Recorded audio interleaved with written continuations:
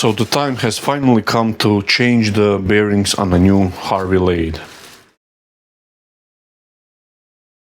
So as there was a lot of interest in showing this process, and bear in mind that I haven't changed bearings on any of my lathe, I'm going to sort of document this process, and we're going to see the difference before and after, and if there will be any difference. So we'll see if the bearings are indeed bad on this particular model that I got, the lathe that I got.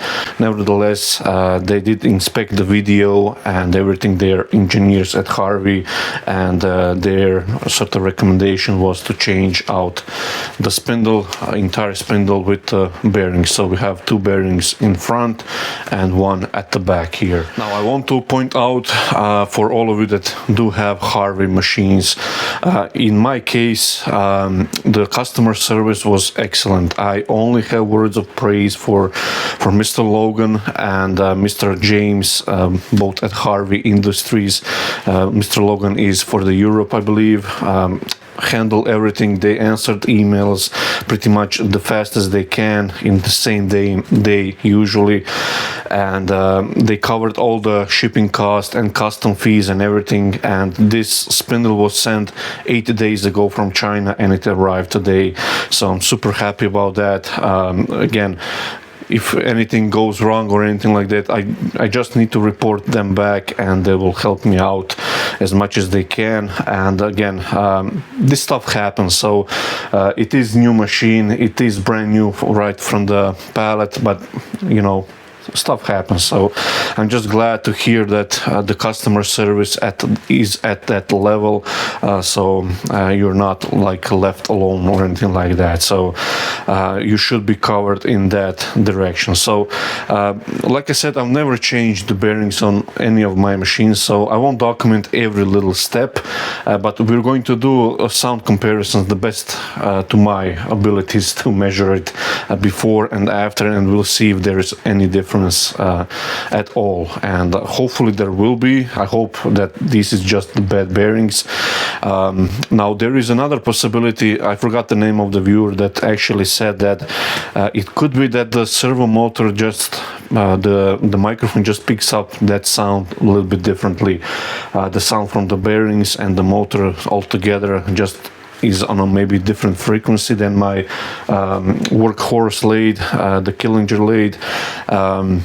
So it just maybe picks up different kind of noise, and it just sounds louder on the video than it actually is, which is the case in this scenario. So let me set down the camera and we'll set off. First, what I'm going to do is I stole my son's phone, and we're just going to test out the sound level. Now, of course, this is a cheap app, and I don't expect it to be exact, but we'll see at least some of the measures, and we can compare now and after, and we'll also compare it to the older lathe.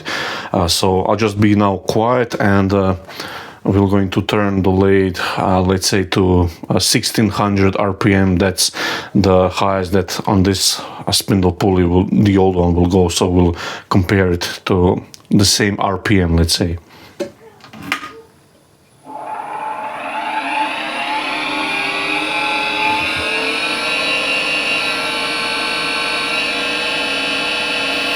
So 1639, just going to reset it and shut up.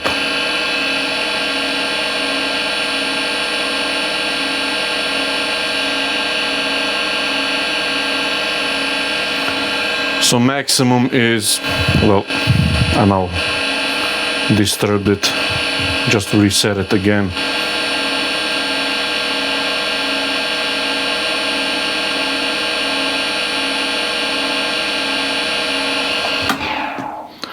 So average was around 64. So let's now see the older lathe. A little less.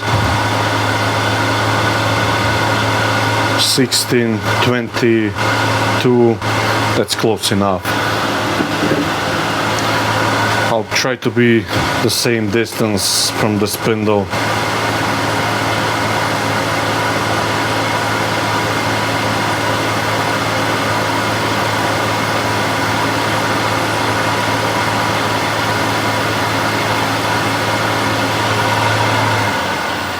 So the average is around 65 again, so they are quite similar.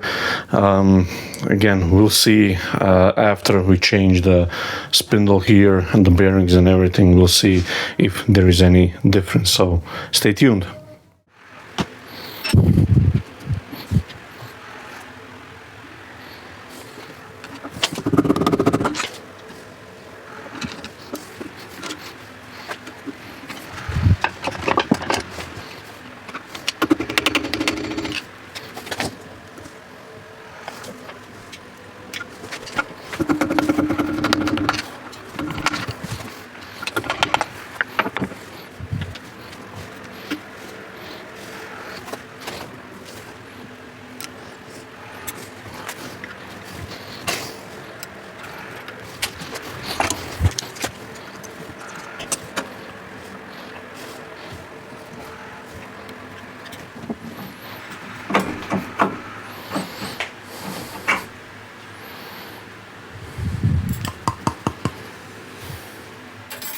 Now I thought this will be a good opportunity to show you. So once you remove the hand wheel from here, you can now thread out through behind this spindle lock here.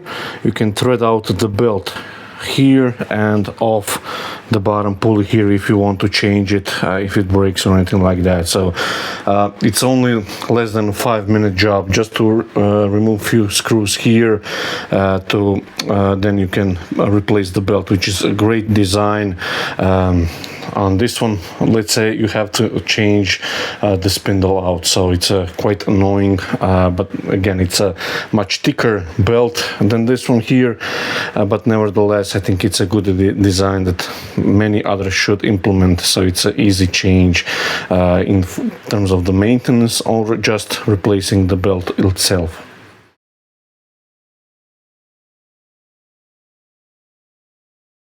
Okay, so after an hour, unexpected hour after I have the old spindle out, and now the big issue that I see here, something seized, and it seized really well.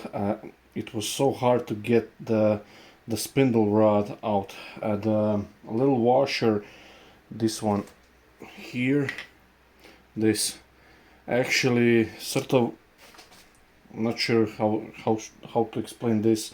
This one goes on like so, and that washer is underneath here. It's almost like it's gone slightly under the bearing here, and it was so hard to get this out, and I actually missed one strike and hit the spindle locking button here and broke it, so I had to improvise that as well.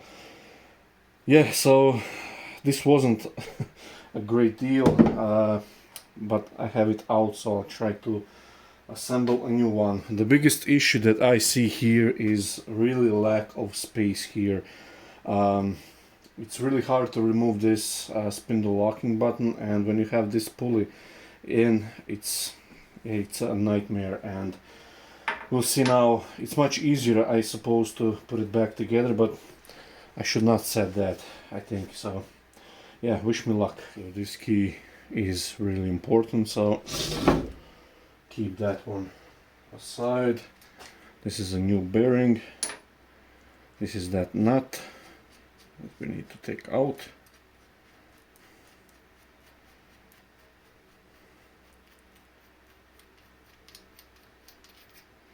And this washer.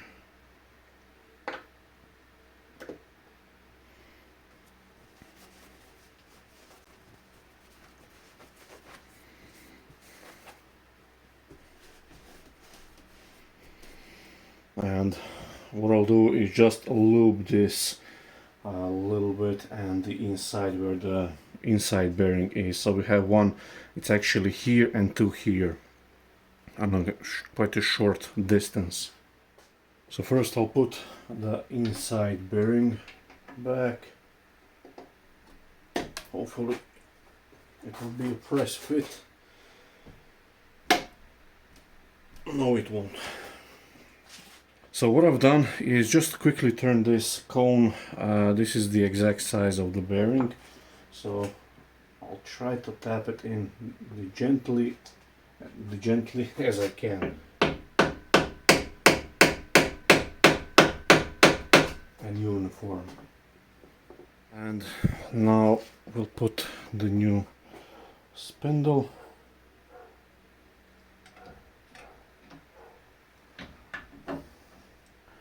Just like so, temporary. I need to put the new washer.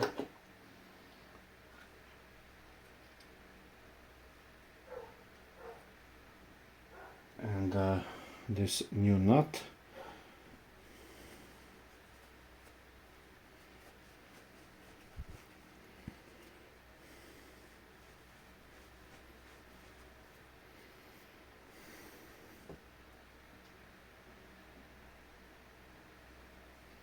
Again, there is very little space here. Oops, have it backwards.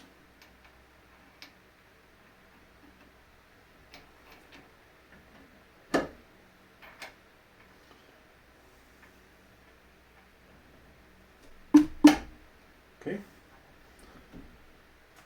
Having done that, we now install the pulley.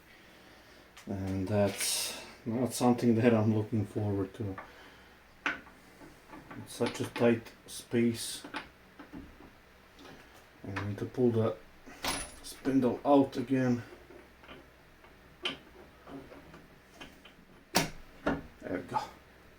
I think that's seated.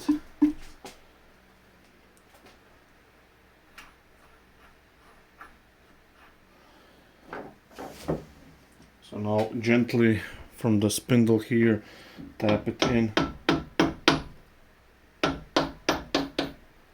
I'll stop here, adjust the pulley.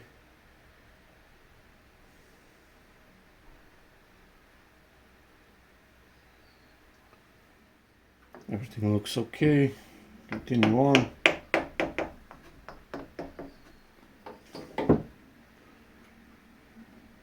Now it's nice and smooth, at least the installation.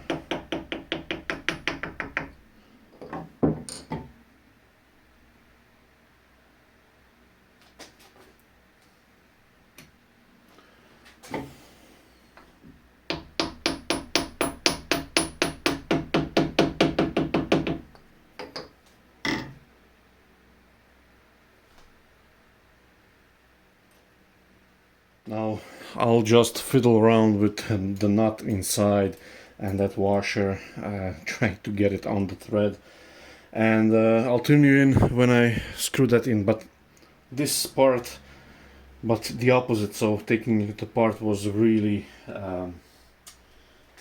bad. But it's due to lack of space and something seized here beneath the pulley, but now on the new spindle goes much easier. So yeah. Let's test out now. Around same speed, 16. Now it's 1609. Let's bring it up a little bit. I believe it was around 1630, something like that. So I'll reset it.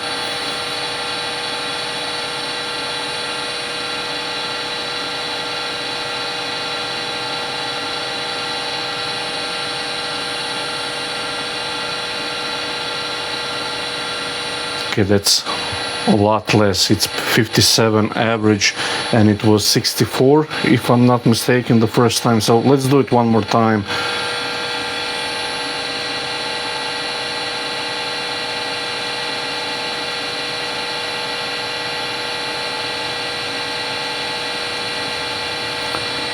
And I was getting the first time here the numbers around 62.31, 61.23.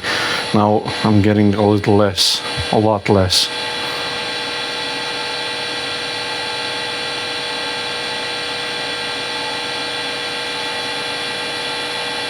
So I'm just curious how this actually sounds on the phone, on the video. So let's bring up the speed now to 2000 RPM.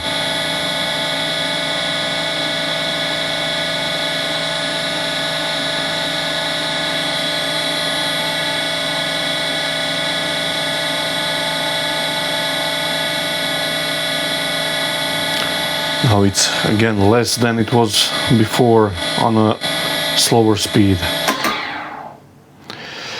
So that is improvement in terms of the sound loudness, let's say, but we'll see how this works out on the video. So hopefully it will be better, and we'll see with the next project and so on. Again, thank you, Logan, thank you, James, for a quick response through customer service and everything. I guess I have new bearings on the new lathe. It does sound a little bit quieter, but we'll see actually how that corresponds in the video. So hopefully you like this a little repair video. I didn't show much in terms of the repair itself, but again, I'm not an expert on this, and they do provide instructions so how to do it, so it's best to follow the instructions. So thank you for watching, and see you in the next video.